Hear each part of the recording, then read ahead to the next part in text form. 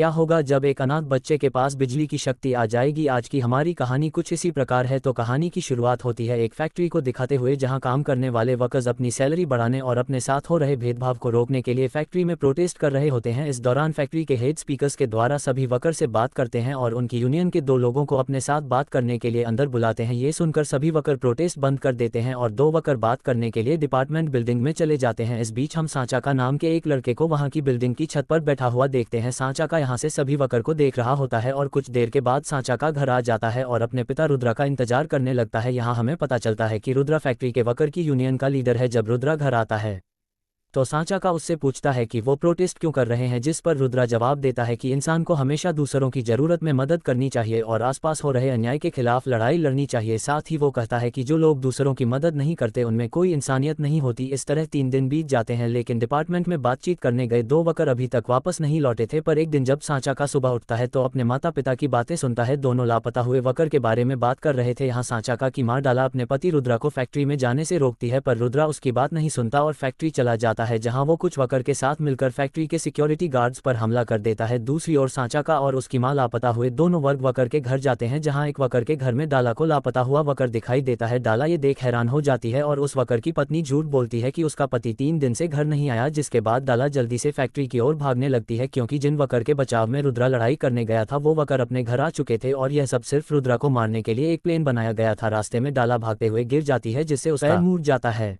इस वजह से वो अब और नहीं चल सकती थी, इसलिए वो सांचा को फैक्ट्री में जाकर उसके पिता को सारी सच्चाई बताने को कहती है। यहाँ रुद्रा सिक्योरिटी गार्ड से लड़ाई करते हुए फैक्ट्री में घुस रहा होता है। इस दौरान एक वर्कर रुद्रा पर चाकू से हमला करके उसे जान से मार डालता है। कुछ ही देर में सांचा का वहां आ जाता है और अपने पिता को मरा हुआ देखकर बुरी तरह रोने लगता है, जिसके बाद वह गुस्से में खड़ा हो जाता है और सबसे अपने पिता की मौत का बदला लेने को कहता है। सांचा का एक सिक्योरिटी गार्ड की शील्ड उठाता है और जोर से चिल्लाने लगता है। तभी अचानक आसमान से सांचा का के ऊपर बिजली गिर जाती है, जिससे सांचा का दूर फंस जाता है। बिजली के झटके की वजह से सांचा का के हाथ में रखी शील्ड टूट जाती है और फिर देखते ही देखते सभी सिक्योरिटी गार्ड्स के हाथ में रखी शील्ड्स भी टूटने लगती है। ये देखकर सभी लोग शॉक हो जाते हैं। तभी उनमें से कुछ लोग सांचा का को चेक करने के लिए आते हैं और सांचा का को टच करते ही उन्हें बिजली का झटका लगता है, जिससे वो सभी दूर फेंक जाते हैं। अब कहानी कुछ समय के बाद की दिखाई जाती है, जहां सांचा का अपने घर में बैठा होता है और उसकी मां उसे बताती है कि उसे घर का कुछ सामान खरीदने के लिए शहर जाना पड़ेगा, जिस पर सांचा का कहता है कि वो घर में अकेला नहीं रह सकता। पर सांचा का के पास कोई दूसरा रास्ता भी तो नहीं था, इसलिए वह अकेले रहने के लिए मान जाता है।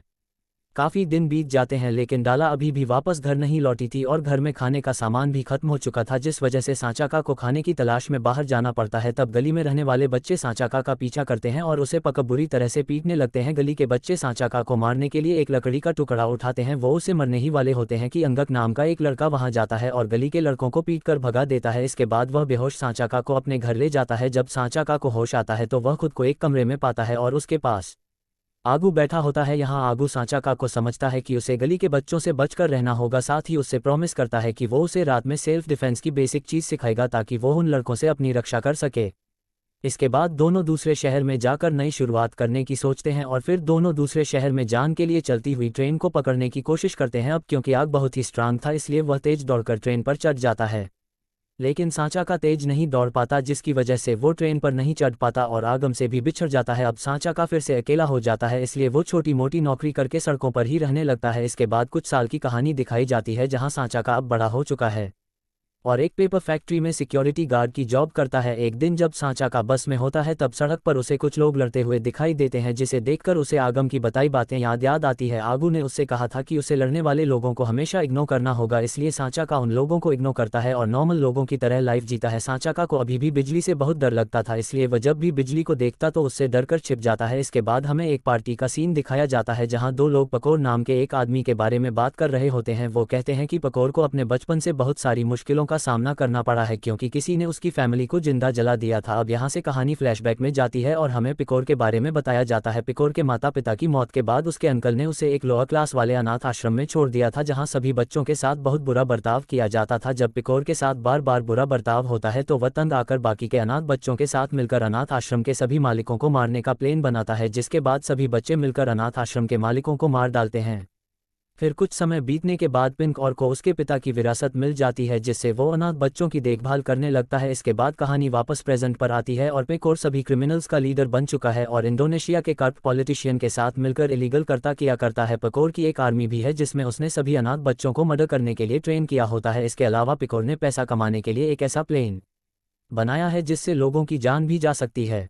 असल में वह चावल में कुछ ऐसे केमिकल मिला रहा है जिससे प्रेग्नेंट औरतें और उनके बच्चे बीमार हो जाएंगे, जिसके बाद पिंक और उनके इलाज के लिए दवाई बनाकर उनसे पैसे कमाए। इस प्लेन में उसके पॉलिटिशियन दोस्त भी शामिल हैं। ये पॉलिटिशियन पिंक की बनाई दवाई को चेक किए बिना अप्रूव कर रहे हैं और लोगों में इस दवाई की बहुत ज़्यादा डिमांड होने लगी है। इन सबके बीच अच्छे पॉलिटिशियन और करप्ट पॉलिटिशियन में विवाद हो जाता है, जिसकी वजह से गवर्नमेंट दो हिस्सों में बंट जाती है। इसीलिए गवर्नमेंट के एक हिस्से में पिंक और उसके दोस्त होते हैं, जबकि दूसरे हिस्से में रेडमंड नाम का एक आदमी और उसका कलीग होता है। रेडमंड का काम कानून बनाना है और उसके कलीग गानी का काम उस कानून के बिल को डिस्ट्रीब्यूटर का होता है। इधर पार्टी के दौरान हम गानी को देखते हैं जिसके पास पिंक आता है और उससे हाथ मिलाने के लिए अपना हाथ आगे करता है, लेकिन गानी उसे इग्नोर कर देता है। इस बात से पिंक को गुस्सा आ जाता है, इसलिए पार्टी खत्म होने के बाद पिंक के लोग गानी और उसकी फैमिली को पकड़ लेते हैं और उन्हें जान से मार डालते हैं। दूसरी ओर हम सांचाका को देखते हैं जिसे अपने पड़ोसी के कमरे से कुछ शोर सुनाई देता है। जब वह चेक करने के लिए जाता है तो उसे पता चलता है कि दो लोग मलान नाम की गरीब लड़की को पैसे के लिए धमका रहे हैं। इस बार सांचाका खुद को रोक नहीं पाता और उन चोरों पर हमला कर देता है। सांचाका अपनी फाइटिंग स्किल का यूज करके दोनों चोरों को बड़ी आसानी से हरा देता है। जब चोर वहां से चले जाते हैं तो मलान और उसका भाई सांचाका का शुक्रिया करते हैं और रात में सांचाका जब अपनी फैक्ट्री में जाता है तो अचानक से चोरों का एक ग्रुप आ जाता है और सांचाका पर हमला करके उसे बुरी तरह पीटने लगता है। सभी चोरों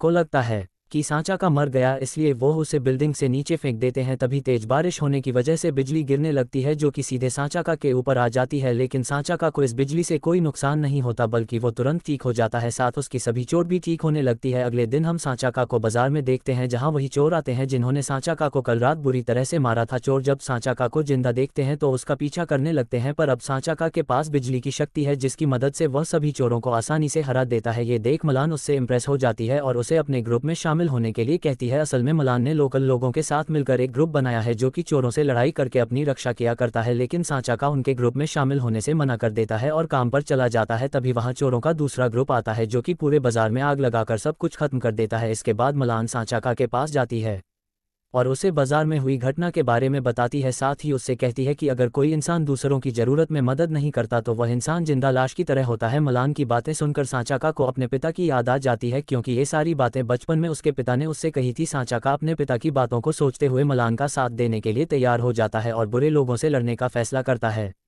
इसके बाद सांचाका अपने फेस पर एक मास्क लगाकर शहर के बदमाशों को मारना शुरू कर देता है। ऐसे ही एक लड़ाई के दौरान कोई अनजान आदमी सांचाका को चाकू मार देता है और उसके ब्लड सैंपल को अपने साथ लेकर चला जाता है। ये अनजान आदमी कौन है ये हमें आगे पता चलेगा। यहाँ सांचाका को अब कुछ भी डर नहीं है क्योंकि बिजली की शक्ति से उसके घाव अपने आप ठीक हो रहे थे। इस बीच न्यूज़ में दिखाया जाता है कि ज़्यादातर प्रेग्नेंट औरतें बाजार में आए नए खाने चीज़ों से बीमार हो रही हैं और यह बीमारी कोई आम बीमारी नहीं बल्कि जानलेवा बीमारी है। इसके अलावा न्यूज़ में बताया जाता है कि इन्फेक्टेड औरतें से जो भी बच्चे पैदा होंगे वो बुरे इंसान बनेंगे, जिससे पूरे देश में क्राइम रेट बढ़ जाएगा। असल में ये सब बकौर अपने प्रॉफिट के लिए कर रहा होता है। दूसरी तरफ सांचाका अपनी बिजली की शक्तियों को कंट्रोल करना सीखता है और अपने लिए एक स्पेशल तैयार करता है, जिसके बाद वह शहर में मौजूद सभी क्रिमिनल के ग्रुप से लड़कर शहर के लोगों को बचाता है। फिर एक दिन सांचाका सुलेमान नाम के एक आदमी पर हमला करता है और यहाँ हमें पता चलता है कि सुलेमान पिंक का आदमी है जिसने बाजार में आग लगवाई थी। इसके बाद हम पिंक के बॉडीगार्ड अजीज को देखते हैं जो अपने दोस्त के साथ एक जगह पर खुदाई कर रहा होता है। इस खुदाई से वो एक सीक्रेट बॉक्स निकालता है। अब इस बॉक्स में क्या है ये हमें आखिर में पता चलेगा। इस बीच हम रेडमंड को देखते हैं जो एक गवर्नमेंट ऑफिसर से मिलकर उन्हें बताता है कि पिंक ने पूरे शहर में जहरीले चावल डिस्ट्रीब्यूटर वाए थे जिसकी वजह से सभी प्रेग्नेंट औरतें बीमार पड़ रही हैं। रेडमंड की बात सुनकर सभी ऑफिसर्स फैसला करते हैं कि वह एक साथ काम करके पिंक के खिलाफ लड़ाई करेंगे। तभी न्यूज़ पर सुपर हीरो सांचाका के बारे में बताया जाता है,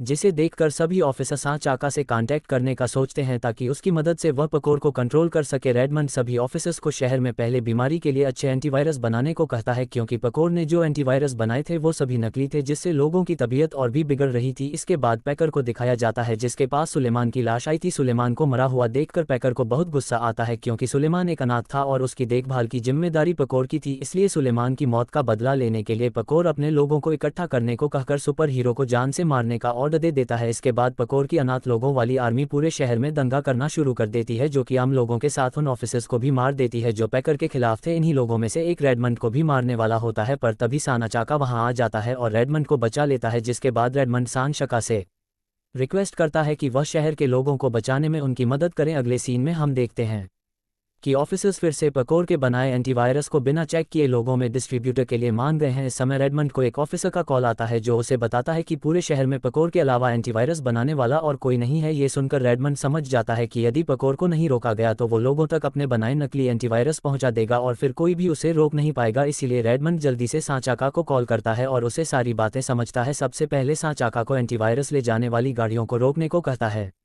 सांचाका कुछ कर पाता उससे पहले पकोर अपने लोगों के साथ उसके पास आ जाता है। यहाँ सांचाका खुद को कमजोर महसूस करता है पर वो शक्तियों का उपयोग करके पकोर के आदमियों को एक एक करके मारने लगता है। तभी पकोर सांचाका पर पीछे से हमला करने आता है पर इन मौके पर रेडमंड वहां आ जाता है और पकोर को शूट करके मार डालता है। इसके बाद सांचाका जल्दी से एंटीडोट ले जाने वाली गाड़ियों को रोकने के लिए जाता है जहाँ वह श्री आसी नाम की एक अनजान लड़की के साथ मिलकर गाड़ियों को पकड़ लेता है। श्री आसी भी सांचाका की तरह पावरफुल है और वो लोगों की जान बचाने के लिए सांचाका की मदद करने आई थी। अब सांचाका सभी नकली एंटीडोट का एक सैंपल लेता है और फिर सारी एंटीडोट्स की बोतल को डिस्ट्रॉय करने के लिए अपनी सारी पावर लगा देता है जिससे सभी बोतल ठीक उसी तरह टूट जाती है जिसे कहानी की शुरुआत में गार्ड्स की सभी शील्ड्स टूट गई थी। इस तरह सांचाका सभी लोगों को नकली एंटीवायरस से बचा लेता है। जिसके बाद पिकोर का बॉडीगार्ड एक दीवार तोड़कर बहुत ही पुराने मकबरे को ढूंढ लेता है और फिर अपने पास रखे उस सीक्रेट बॉक्स को बाहर लाता है और सांचाका के ब्लड की कुछ बूंद को उस पर डाल देता है जहाँ यह वही आदमी था जिसने एक लड़ाई के दौरान सांचाका को चाकू मारकर उसका ब्लड सैंपल ले लिया था। इसके बाद वो उस बॉक्स में से एक सर निकालता है और उसे मकबरे में रखी बिना सर वाली बॉडी से जोड़ देता है जिससे वहां पुराने समय वाला लाबुक नाम का पावरफुल योद्धा खड़ा हो जाता है। इसके बाद गजू लाबुक को बताता है कि गुंडाला उससे लड़ने आ रहा है। असल में गाजुल सांशका को गुंडाला नाम से बुलाता है और लाबुक को एक आर्मी बनाने को कहता है ताकि वो सांशका से वॉर कर सके। तो इसी के साथ ये फिल्म यहीं पर खत्म हो जाती है। तो मुझे कमेंट करके जरूर बताना कि यह फिल्म आपको कैसी लगी। मैं मिलूंगा आपसे अगले वीडियो में।